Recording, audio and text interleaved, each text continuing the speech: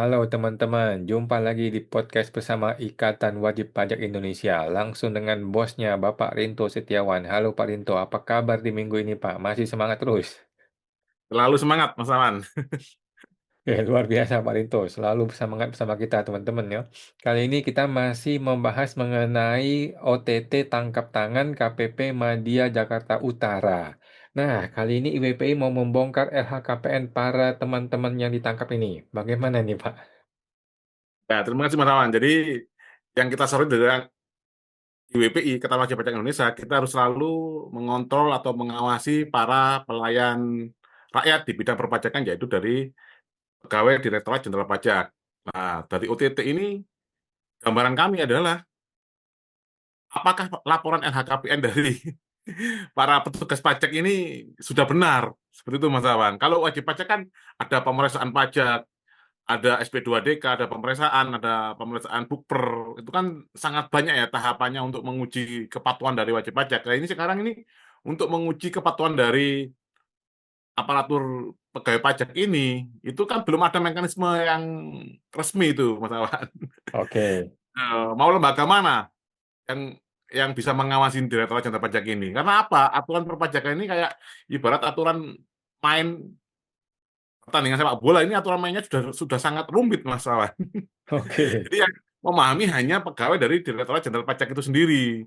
Loh, itu Hmm. pun yang terjadi pengalaman di lapangan.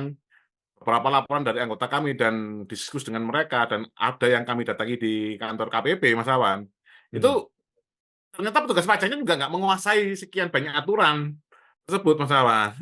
Hmm. Nah, ini contohnya adalah terkait dengan laporan LHKPN ini. Itu Hmm. kan tidak pernah ada. Ini uang dari terima suap kan tidak pernah ada ini, Mas. Hmm. Hmm. Padahal kan yang kita ketahui sendiri hampir pola seperti ini tuh hampir hampir sama di semua KPP. Hmm. Seperti itu, Mas. Ini langsung saya tunjukkan materinya. Ini Hmm. dari 3 oknum tugas pajak Mas yang kemarin ditangkap OTT di Kanwil Jakarta Utara. Hmm. Ini Mas, ini rekap LHKPN tersangka penerima suap atau gratifikasi KPP Madya Jakarta Utara. Jadi yang perlu diketahui Mas Awan, kemarin OTT-nya ada di Kanwil DJP Jakarta Utara. Cuman yang ketangkep ini, nah itu dari Kepala KPP Madya Jakarta Utara, Bapak Dwi Budi Iswayudi, ya, Kepala Seksi Pengawasan dan Konsultasi KPP Madya Jakarta Utara, yaitu Agus Saifuddin, dan tim peneliti di KPP Madya Jakarta Utara, yaitu Askop Bakhtiar. Ini rekap Hmm. LHKPN-nya. Nah, pernah Hmm. tidak lapor tahun 2012 ini, Bapak Dwi Budi Iswayudi, Mas Awan. Ini Hmm. apa jadinya kalau wajib pajak tidak lapor, Mas Awan? 1 tahun itu aja, Mas. Gimana, ada denda atau gimana itu, Mas? Kalau WP nggak lapor, ya denda 1 juta atau 100.000. Nah, ini kita tinggal lihat aja, tahun 2012 ada nggak denda? Masuk di 2013, pembayar denda, tidak lapor Oke. LHKPN misalkan. Oke. Ini kan rakyat bisa mengawasinya hanya dari sini. Padahal sangat ironis sekali kondisi Hmm. struktur ketatanegaraan kita, rakyat adalah sebagai pemilik kedaulatan, tapi malah kita tidak bisa memeriksa karyawan kita kalau berbuat curang itu, Mas Awan. Hmm. Ini kan sudah OTT ya, sekarang OTT. Sekarang langsung aja dibuka SPT-nya masing-masing.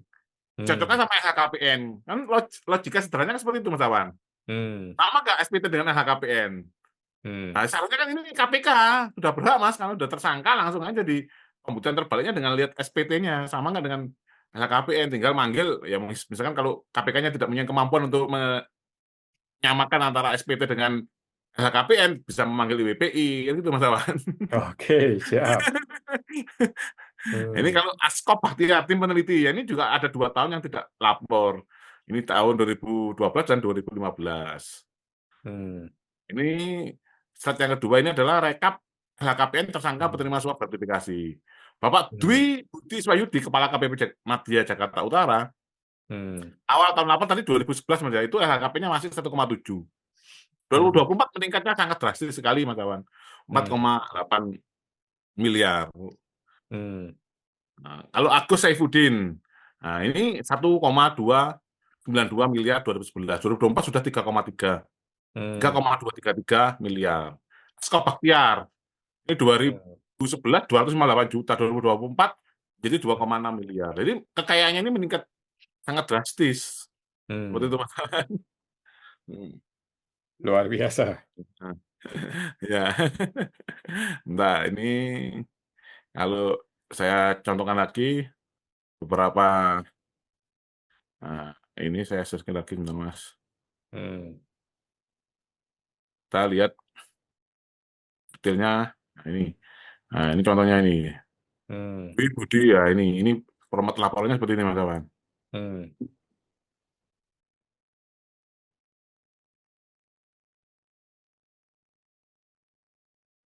Ini yang 2024.